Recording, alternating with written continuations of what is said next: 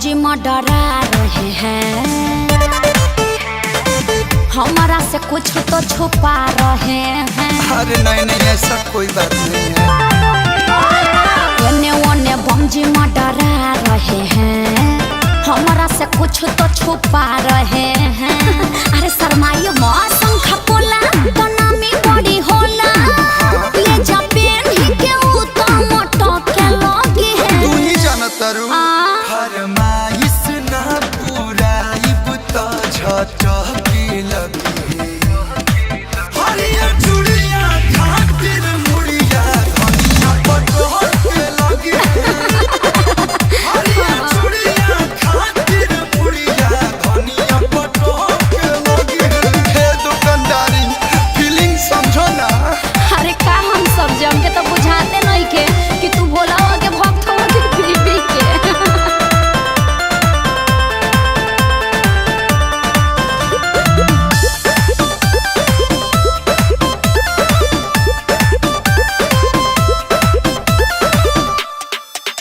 लोहई बिंदी लेला लीलरा पसाते खातिर, No, no. कि बाबा सिंदूर लेला गांव भर बांटे खातिर।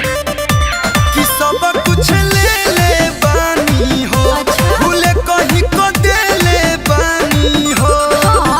लची दाना के करा जनी माना, पर शादी माने खातिर भटो के लगी है। सब ले ले बानी। हेलो फरमाइश ना पूरा इब तो झटकी लगी। तेरा मौत हरिया चूड़िया खातिर मुड़िया धनिया पटोल के लगी है। जिदिया है भाई का। हरिया चूड़िया खातिर मुड़िया धनिया पटोल के लगी है।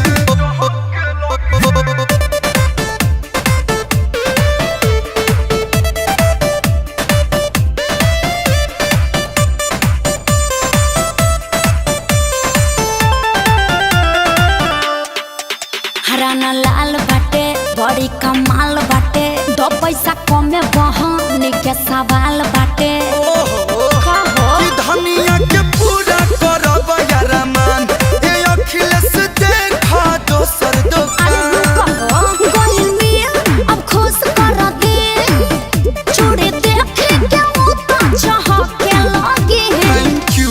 मेंशन नॉट फरमाइश ना पूरा इब तो झटकी लगी। अरे अब मिल गइल लो। हरिया चूड़िया खातिर मुड़िया धनिया पटोल के लगी है। अरे जिया कस्या, हरिया चूड़िया खातिर मुड़िया धनिया पटोल के लगी है। अरे मुड़ी पटकी है ना, अब मुड़ी नेवा के बतियोई है, बुझला? ले जा चुपचाप।